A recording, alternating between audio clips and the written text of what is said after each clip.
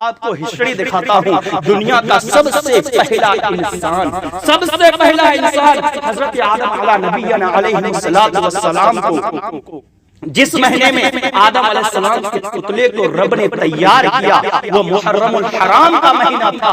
اور محرم الحرام کی وہ تاریخ تھی جس تاریخ کو آج مسلمان سب سے زیادہ جو ہے برائیاں کرتا ہے. یعنی 10ویں تاریخ تھی وہ عصر کا بعد کا وقت تھا جب اللہ تبارک و تعالی نے حضرت آدم علیہ السلام کے پتلے کو تیار کیا. پھر وہی محرم الحرام کا ہی مہینہ تھا جس مہینے میں اللہ نے حضرت آدم علیہ السلام کا جنت میں داخلہ کیا. وہ بھی عاشورہ کا دن تھا. محرم الحرام کی 10ویں تاریخ تھی. اور پھر جب جو ہے اللہ تبارک و تعالی نے جو ہے حضرت آدم علیہ السلام سے غلطی کروائی اور غلطی ہو گیا, شیطان کے بہکاوے میں جنت میں آ گئے. اور جب آدم علیہ السلام کو روئے زمین پر اتار دیا گیا کافی سال تک روتے رہے. بعض کتابوں سے تاریخ سے بات ملتی ہے کہ 40 سال تک روتے رہے, رب سے دعائیں کرتے رہے. اور آدم علیہ السلام کی رب نے جس دن دعائیں قبول فرمائی ہے وہ محرم الحرام کا مہینہ تھا. وہ محرم الحرام کی 10ویں تاریخ تھی جب اللہ نے حضرت آدم علیہ السلام کی دعا کو قبول فرمایا.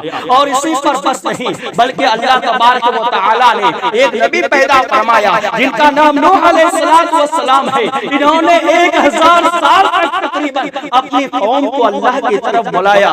نبی کو قوم پریشان کرنے لگی, نبی کی بات نہیں ماننے لگی. رب نے کہا اپنے نبی سے آپ اپنے قوم کو کہہ دیجئے کہ اللہ عذاب نازل کرنے والا ہے. اور نبی کو حکم دیا کہ کشتی تیار کر لیجئے. اور مذاق اڑا رہی تھی کہ نوح تو دریا نہیں ہے تو کشتی کہاں چلائے گا.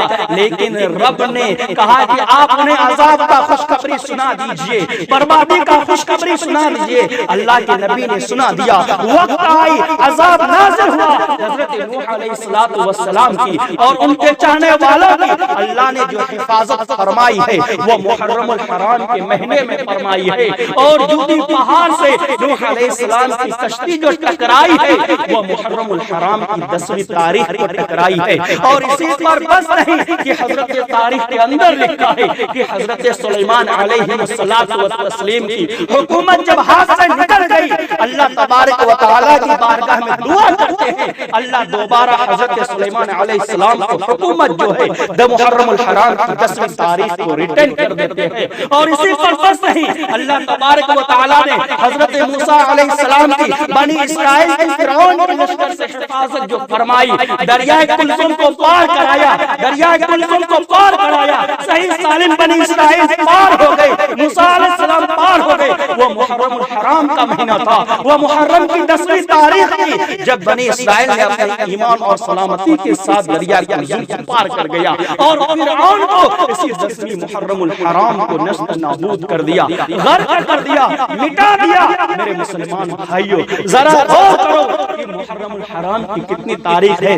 آپ جدھر بھی دیکھیں گے اللہ تبارک و تعالی نے مسلمانوں کی دعاؤں کو 10ویں محرم کو قبول فرمایا ہے. کوئی توبہ کرتا ہے تو 10ویں محرم کو توبہ قبول ہوتی ہے. کوئی رب سے مدد چاہتا ہے تو رب جو ہے سمندر میں جو ہے راستہ بنا دیتا ہے. کوئی جو ہے رب سے گناہوں سے توبہ کرتا ہے تو رب اس کے توبہ کو قبول فرما لیتا ہے. اب ہمیں سوچنے کا مقام ہے کہ 10ویں محرم الحرام کو ہمیں ڈانس ہے زندہ حسین کے نام پہ ہمیں پیر بیٹھا کر کے شراب نوشی کر کے برائیوں کو فروغ دینا ہے, یا پورے سال کیے ہوئے گناہوں سے رب کے سامنے 10ویں محرم الحرام کو جھک کر کے توبہ کر کے اپنی دعا کو قبول کروانی ہے. ایک نہیں سینکڑوں واقعات تاریخ کے اندر موجود ہے.